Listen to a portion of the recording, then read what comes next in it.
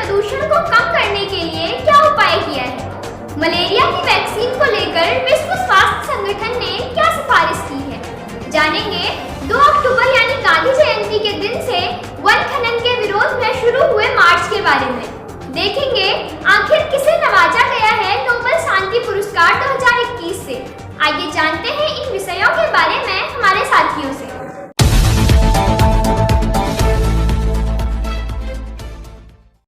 हर जगह प्रदूषण बढ़ता ही जा रहा है, जिस वजह से कई प्रकार की परेशानियां हमारे सामने आ रही हैं। हाल ही में जापान के शोधकर्ताओं ने कंस्ट्रक्शन इंडस्ट्रीज के उत्सर्जन को कम करने के लिए एक उपाय ढूंढा है। चलिए जानते हैं इस बारे में हमारे साथी हरप्रीत और अमनदीप से। जापान में शोधकर्ताओं ने निर्माण उद्योग यानी कंस्ट्रक्शन इंडस्ट्रीज के कारण होने वाले उत्सर्जन को कम करने के लिए कंक्रीट, कचरे और कार्बन डाइऑक्साइड का उपयोग करके एक नई प्रकार की निर्माण सामग्री विकसित की है। यह टोक्यो विश्वविद्यालय के वैज्ञानिकों द्वारा विकसित किया गया है। इसकी प्रेरणा पानी में रहने वाले जानवरों के समय के साथ फॉसिल्स में बदल जाने से ली गई है। Researchers in Japan have developed a new type of building material using concrete paste and carbon dioxide with an idea to reduce emissions that are caused by the construction industry. This is developed by scientists at the University of Tokyo. It takes inspiration from how some aquatic organisms harden into fossils over time.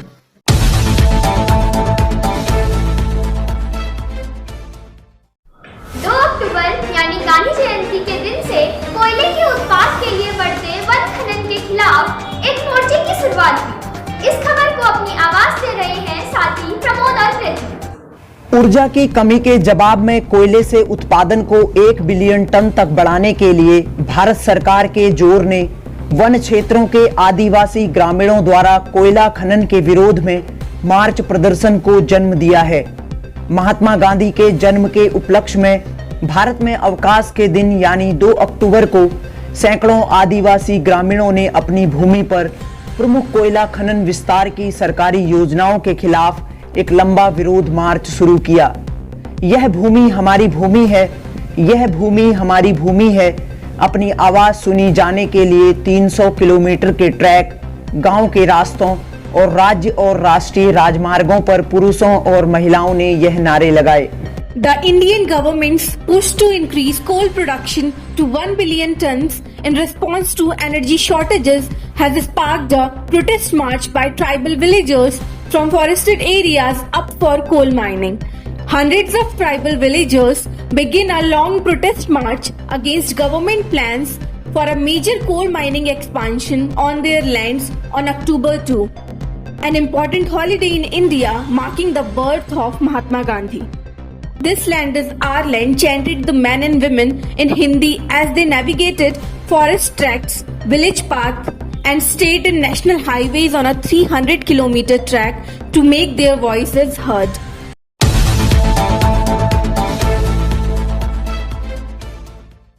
खबरों के सिलसिले को जारी रखते हुए अगली खबर पेश कर रहे हैं हमारे साथी दिव्या और पंकज। विश्व स्वास्थ्य संगठन ने बच्चों के लिए मलेरिया के पहले टीके के इस्तेमाल की सिफारिश की है। मॉस्क्यूरिक टीका ब्रिटिश दवा निर्माता ग्लैक्सोस्मिथक्लाइन द्वारा विकसित किया गया है। वैक्सीन मच्छर की एक परजीवी और सबसे घातक प्रजाति के खिलाफ काम करती है। मलेरिया के लक्षण हैं बुखार, सिरदर्द और मसल्स का दर्द। The World Health Organization has recommended the use of the first ever malaria vaccine for children. The vaccine named Mosquiric has been developed by the British drug maker GlaxoSmithKline. The vaccine acts against the parasite and most deadly species of mosquito. The symptoms of malaria are fever, headache and muscle pain.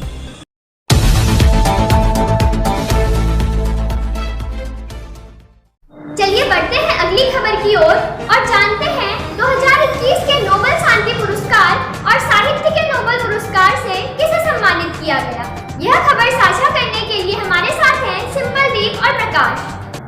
Norway की Nobel समिति ने शुक्रवार को पत्रकार मारिया रसा और Dmitry Muratov को अभिव्यक्ति की स्वतंत्रता की रक्षा के प्रयासों के लिए 2021 के नोबेल शांति पुरस्कार से सम्मानित किया। अब्दुल रज़ाक गुरनाह को साहित्य का नोबेल पुरस्कार 2021 प्रदान किया गया है। नॉर्वे की नोबेल समिति ने कहा कि मारिया रेसा और दिमित्री मुराटोव को 2021 का नोबेल शांति पुरस्कार देने का उद्देश्य मौलिक अधिकारों की रक्षा और बचाव के महत्व को रेखांकित करना है। अब्दुल रज़ाक गुरनाह केंट विश्वविद्यालय में प्रोफेसर हैं। उनके उपन्यास स्वर्ग को 1994 में द बुकर पुरस्कार के लिए चुना गया था। वह स्वर्ग और रेगिस्तान जैसे उपन्यासों के लेखक हैं। उन्हें नोबेल पुरस्कार स्वीडिश अकेडमी द्वारा प्रदान किया गया और इसकी कीमत 10 मिलियन स्वीडिश क्राउन यानी $1.14 मिलियन है। The Norwegian Nobel Committee on Friday awarded the 2021 Nobel Peace Prize to journalists Maria Ressa and Dmitry Muratov for their efforts to safeguard freedom of expressions. The Nobel Prize for Literature 2021 has been awarded to Abdul Razak Gurnah. The award of 2021 Nobel Peace Prize to Maria Ressa and Dmitry Muratov is intended to underscore the importance of protecting and defending these fundamental rights, the Norwegian Nobel Committee said. Abdul Razak Gurnah is a professor at the University of Kent. His novel Paradise was shortlisted for the Booker Prize in 1994. He is the author of the novels including Paradise and Death Surgeon. The Nobel Prize is awarded by the Swedish Academy and is worth 10 million Swedish crowns, that is $1.14 million.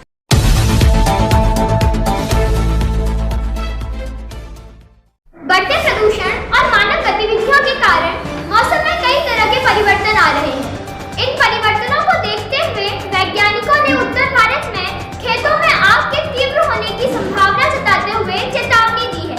इस बारे में और अधिक बताने के लिए हमारे साथ हैं नवजोत और हर्षिता भाई। वैज्ञानिकों और पर्यावरणविदों ने चेतावनी दी है कि इस साल उत्तर भारत में खेतों में आग पिछले साल की तुलना में अधिक तीव्र होने की संभावना है, क्योंकि इस क्षेत्र से मानसून की वापसी में देरी हुई है। नासा के फायर मैप ने मंगलवार को दिखाया कि लाल बिंदु जो एक क्षेत्र में बड़े पैमाने पर आग का प्रतिनिधित्व करते हैं, पाकिस्तान, पंजाब और हरियाणा के कुछ हिस्सों में दिखाई देने लगे हैं। नासा के आंकड़ों से पता चला है कि 1 सितंबर से 1 अक्टूबर के बीच पंजाब और हरियाणा में पराली जलाने की संख्या में लगातार बढ़ोतरी देखी गई। Scientists and environmentalists have warned that this year farm fires in North India likely to be more intense than in previous years, considering the delayed monsoon withdrawal from the region. NASA's fire map showed on Tuesday that red dots representing large-scale fires in an area have started appearing in parts of Pakistan, Punjab and Haryana. NASA data shows that between 1 September and October 1, the number of stubble burning count in Punjab and Haryana has seen a consistent spike.